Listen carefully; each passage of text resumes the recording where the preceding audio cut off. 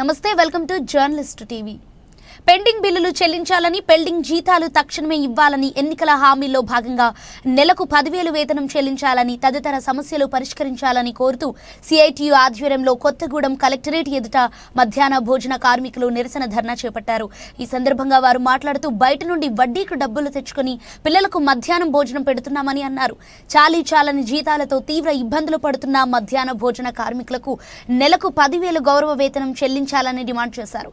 ఇక రాష్ట్ర వ్యాప్తంగా మధ్యాహ్న భోజన కార్మికులు సంఘం సిఐటియు పిలుపు మేరకు నిరసన దీక్ష చేపట్టామని తెలిపారు. తక్షణమే తమ సమస్యలను పరిష్కరించాలని కోరారు.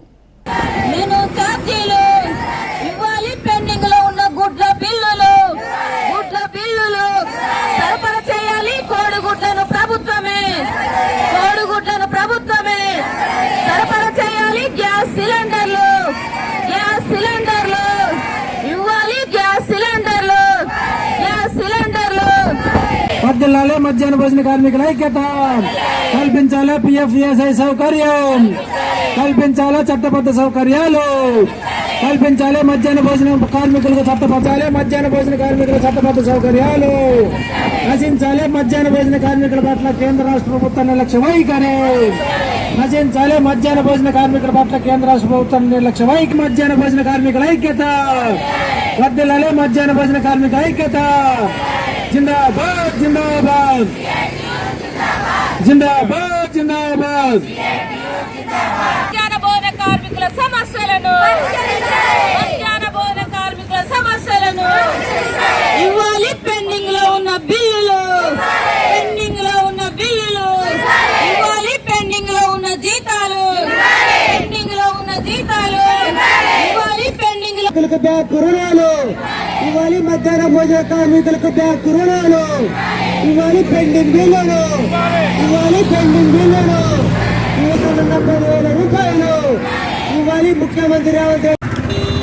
నా పేరు సుల్తానా, మధ్యాహ్న భోజన కార్మికుల యూనియన్ సిఐటి జిల్లా ప్రధాన కార్యదర్శిని.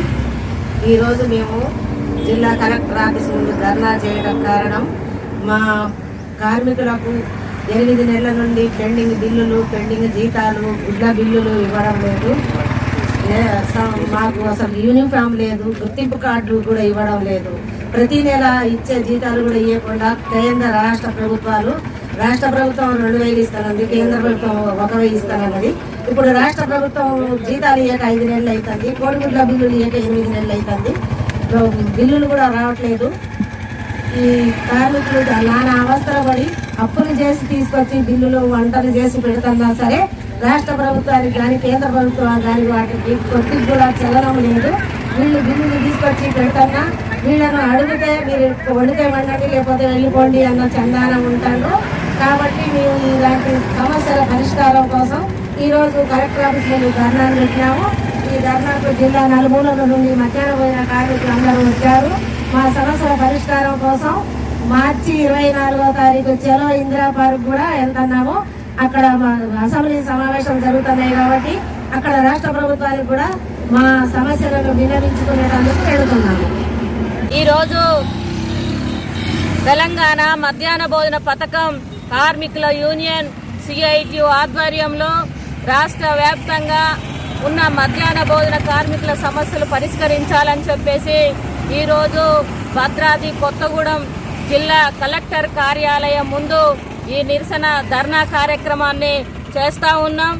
ఈ ప్రభుత్వం ఎన్నికల ముందు మధ్యాహ్న భోజన కార్మికులకు నేను 10,000 రూపాయలు ఇస్తానని చెప్పేసి హామీ ఇచ్చింది. ఇచ్చినటువంటి హామీని ఇంతవరకు అమలు చేయలేదు. పైగా ఇచ్చేటువంటి జీతాలు కూడా సకాలంలో రావట్లేదు, సకాలంలో బిల్లులు రావట్లేదు, సకాలంలో జీతాలు రావట్లేదు. బిల్లులు కూడా పెరిగిన ధరలకు అనుగుణంగా బిల్లులు పెంచకుండా ఈరోజు చెల్లుబాటులో లేని పైసలలో ఈ ప్రభుత్వాలు పెంచుతున్నటువంటి పరిస్థితి ఉంది. ఇది సరైంది కాదు. ఈ బడ్జెట్ సమావేశాల సందర్భంగా ఈ బడ్జెట్లోనైనా మధ్యాహ్న భోజన కార్మికులకు ఇస్తానన్న 10,000 రూపాయలు ప్రకటించాలని, అట్లాగే ప్రతి పిల్లవాడికి మెనూ ఛార్జీలు 15 రూపాయల చొప్పున మెనూ ఛార్జీలు పెంచాలని, ఇవ్వాల్సినటువంటి బిల్లులు ఇవ్వాల్సినటువంటి జీతాలు ప్రతి నెల ఇవ్వాలని, కోడిగుడ్లను ప్రభుత్వమే సరఫరా చేయాలని, గ్యాస్ సిలిండర్లు సరఫరా చేయాలని చెప్పేసి ఈరోజు ఈ కలెక్టర్ ఆఫీస్ ముందు ధర్నా కార్యక్రమం చేపడతా ఉన్నాం.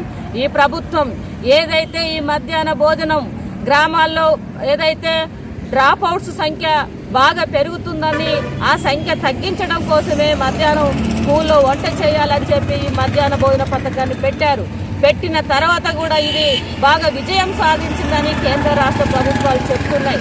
కానీ ఆ విజయం వెనకాల మధ్యాహ్న భోజన కార్మికులు ఉన్నారు, వారి శ్రమ ఉన్నది అని ఈ పాలకులు గుర్తించట్లేదు. ఇప్పటికే వాళ్ళు మంచిగా వండి పెడుతున్నారు, నెల బిల్లులు రావు, నెల జీతాలు రావు. వచ్చేటువంటి బిల్లులు జీతాలు నెల ఇవ్వాలి, అట్లాగే కనీస వేతనం కూడా 26,000 ఇవ్వాలి.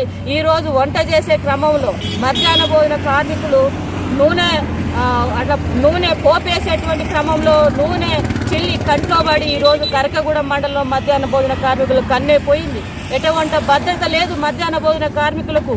ఈరోజు వంట చేసే క్రమంలో అంటుకొని అక్కడక్కడ ప్రమాదాలు కూడా జరుగుతున్నాయి. కానీ చనిపోయినా ఎటువంటి ప్రమాద బీమా సౌకర్యం లేదు, ఎటువంటి మట్టి ఖర్చులు లేవు, ఎటువంటి పిఎఫ్ లేదు, ఈఎస్ఐ లేదు.